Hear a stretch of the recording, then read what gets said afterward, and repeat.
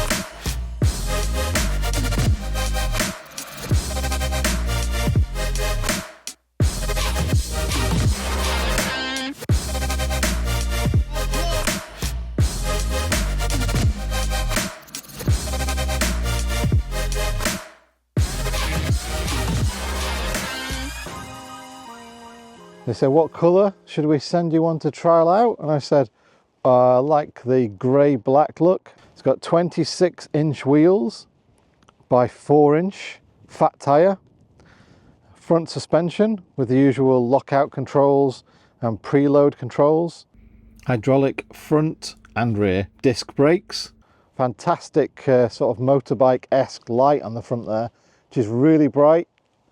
You've even got a little mount on the front. Looks like it's for a basket or something like that. You got adjustable handlebars, so the rake and angle. Great little bell actually, I love the bell. Which is actually like a ringer bell. It's quite cool. So usual controller for power on and off, information, changing modes, changing power assist. Lovely display, it's very clear. Then a 7-speed Shimano gear set, usual stuff, and a throttle to assist you sort of like moving away. It's a crank assisted motor system, so you pedal and then after a sort of turn and a bit of the pedals the motor kicks in. It's a rear hub motor, totally UK legal, 250 watts, rear disc hydraulic brakes, lovely kickstand there, very sturdy, and a really sturdy rear rack with an integrated light and brake light in there as well.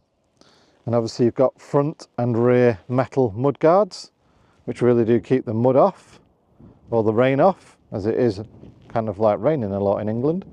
There's no suspension on the rear, it's a hardtail, but there is a seat post suspension built in, which does take the harsh you know, bumps of the road and everything else like that. It's a very comfy seat.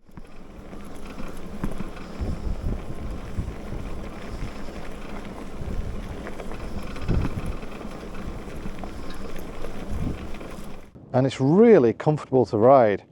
So the 26-inch wheels by 4 fat tyre really do give you a lot of confidence.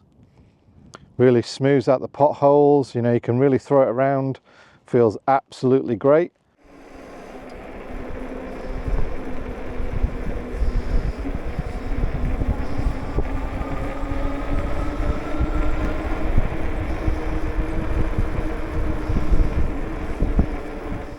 Comes with a 16 amp hour battery, so plenty of power, and it's integrated in the frame, so it looks nice and neat. 2 bottle holders, drinks bottle holders as well. So you've got one that's just under the frame there, and then one lower down the frame there. Okay, so when I got the bike, it came in kilometers an hour. So what you need to do is just first of all power it on. So press and hold the power button there for a couple of seconds, that'll power on. Wait until it's finished doing its little countdown reset, then press the plus and minus buttons together, wait for the screen to change, then you press in this little information button on the top corner up there, press that once and you'll see that down the bottom 01 will flash. Now if you press the plus button there, you'll see that that will change from miles per hour to kilometers an hour. and again press the plus again and it'll go back to miles an hour. So obviously if it comes in kilometers an hour, just basically just pressing that plus button there to change it to miles an hour.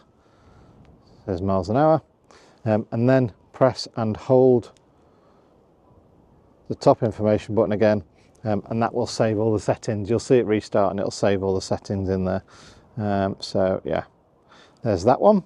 There's also an unlock mode as well. So if you go press both buttons again, and then go through these options.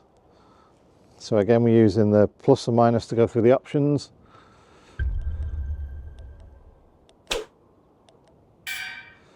To 06, and this is its speed limitation. So again, press that little button there. That will come on 25. So when you get it out of the box, that'll say 25, and then you can just use the plus and minus buttons to change that to set what maximum speed you want the pedal assist to work. Its maximum I could get it to was 63. So that's what I've done. And then once you're done, like I say, same again on that one, press and hold the top button, and then it'll go and reset itself, go back to normal. It'll always come with power assistance load 0 as it's sort of powering on, and then obviously you just choose whatever power assistance mode you want then after that. And the bottom button there is for the light to come on, and you'll see on the display it'll go dim, and there's a little light symbol up there as well. See it flash on? So press that and the lights come on. Obviously, as far as lights are concerned, every time you press the brake pedal, the rear brake light will come on. And also if you're pedaling or you're using throttle, when you press the brake, pedal assist mode and throttle will cut out altogether. Like I say, when you press the brakes, the rear brake light will come on. So this is the Engwe E26. They do two models in this bike. They do a step through and a high step. So I've got the high step, so it's got that bar that goes across the top.